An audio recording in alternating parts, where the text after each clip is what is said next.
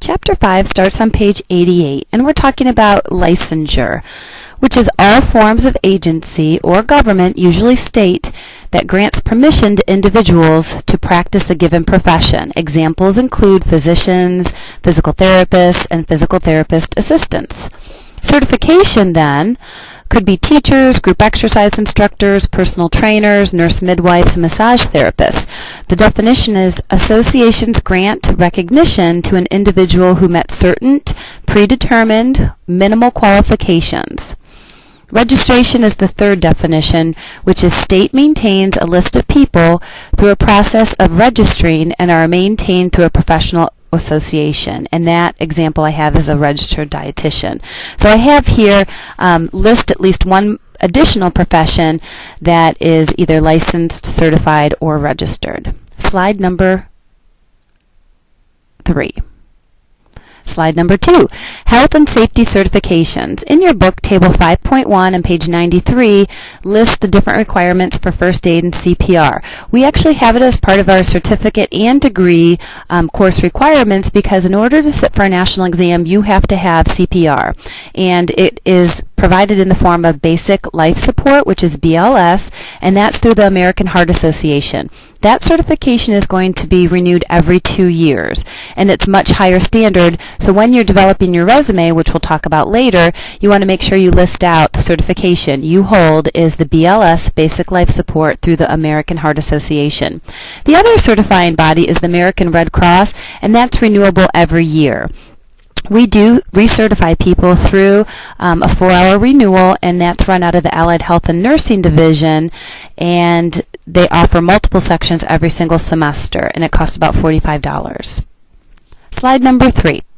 When you're thinking about getting a national certification, I want you to think to yourself, is this an accredited certification body? In other words, the 5 I have listed here are nationally known as well as internationally known and are accredited. They have a third party looking in, seeing if they're meeting their goals and objectives, and making sure that they are reputable. So the gold standard, as always, is the American College of Sports Medicine. That's for people who want to be health or fitness professionals.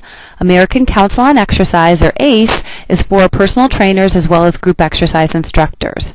AFA, which is the Aerobics and Fitness Association of America, also is for personal trainers and group exercise instructors. ACE is just a test that you take online. AFA, there's actually a practical component to your certification. National Council of Strength and Fitness, NCSF, is for people who want to work with groups as far as personal training. And then National Strength Conditioning is also personal trainer, but that deals more with athletes, and there's a video component to that. So when you're in my other class called Special Populations, you'll actually see examples of how those videotapes look and some of the pre-tests. Slide number 4.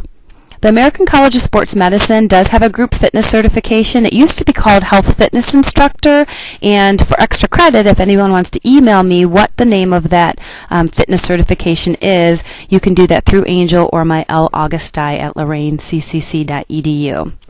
But the 2 primary certifications that I would recommend are the ACE and AFA. We do offer AFA here at the college every April, and there's a class called Group Exercise Instructor Prep, which helps you successfully sit for that exam. That includes that practical component that I spoke about before. Slide number 5. The pioneer for aerobic research comes from the Cooper Institute, and this is in Dallas, Texas. Wonderful, fabulous organization. It's accredited. However, the negative part of this organization is you have to fly down to Dallas, Texas. So it can be very costly in relation to buying a plane ticket, getting a place to stay, buying food, etc., versus maybe coming to LCCC for your certifications and continuing ed. But if you can afford a plane ticket and the trip out there, it's well worth it. These people train for personal trainer, master fitness specialist, biomechanics, group X, as well as health promotion and aqua. And we actually use their special populations booklet for our text in our exercise management for special populations class. And your laboratory activity, remember you have to do 2 throughout the whole semester, is to visit one of these national organizations and find out when they're coming here or to our area. You could type in within 10 miles, 20 miles, or 50 miles, and then you could just submit that through a Dropbox or email it to me for your points. Slide number 7 is resume writing. And let me start off by saying Chapter 6 deals with the how to create a resume. Don't reinvent the wheel. Use these templates. Go on to Microsoft.com if you have that computer access, and use templates that are already there. Plug in your information. I do want to recommend that you have this updated every few weeks. This electronic version is mandatory for our class because every single time you do volunteer work or help out with pre and post testing or any type of volunteer work, we need you to capture that on your resume so that it bulks up your credentials. Slide number 8. The 3 R's of resume writing from page 80 refer to the research. You want to research the school or organization that you would like to apply to for your internship or potential job. You want to research the position, find out what the credentials are. And finally, research yourself to see if you're a good match. My personal advice is to keep track of when you send out a resume and a cover letter so that you can follow up within 2 weeks. If you don't hear from somebody, wait another week and then call and or email those individuals. Make a copy of the job ad and the contact person so that you don't get yourself confused if you send out 20 resumes and cover letters as to what job you applied to and who that contact person is. Slide number 9 talks about the cover letter. When you have a cover letter, you want to make sure you start off by putting the date, then 2 spaces down, the person's address you're sending it to, and then dear Sir or Madam, or to whom it may concern. If you don't know the actual person's name, never assume it's a male. My sister works in human resources for the Cleveland Clinic as well as Key Bank downtown, and she gets so upset when people just assume that she's a man, and she automatically recycles those individuals because they didn't take 2 seconds to find out who that contact person was, or play it safe by generalizing with a dear to whom it may concern, or dear sir or madam. You want to state your reason for interest in their organization. State your intent. Do you want an internship? Do you want a job? Are you looking for volunteer hours? And then tell that person what makes you different. Why should they hire you and invest time and energy and maybe money into your services? Don't include any negative information. Be direct, but don't focus on any type of salary talks. That'll happen in the actual interview. And then you want to take action steps by following or concluding rather with, please contact me at your phone number and email if you have any questions. I look forward to hearing from you. Slide number 10. So now going back to the resume guideline, you want to try to limit it to 1 page. You may go into 2 pages, especially if you worked in other industries. You don't want to take that off. You want to show longevity and commitment to your profession, even though this may be 180 from what you used to do. You want to make sure it's well organized and concise. If it is a hard copy, use quality paper.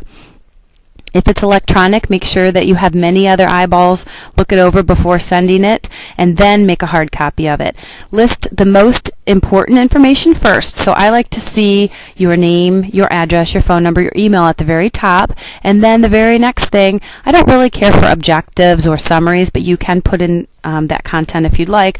Education should be first, certification second, related coursework or experience would be next.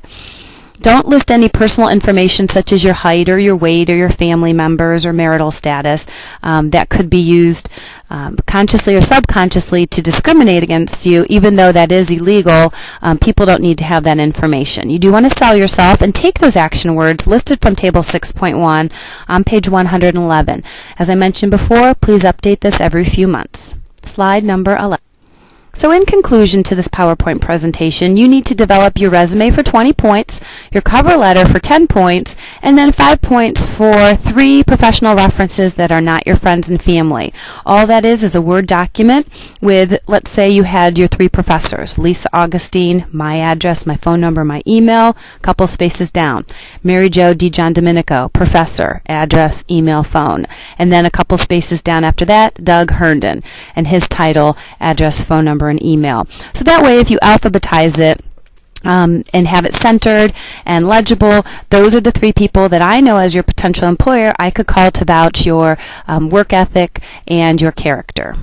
Please contact me at 440-366-7352 if you have any questions or you ever want to make an appointment face-to-face. And you can always email me. But once you have your resume, cover letter, and 3 professional references done, please upload those to the appropriate drop boxes. And all of those are under the Lesson tab. Thank you.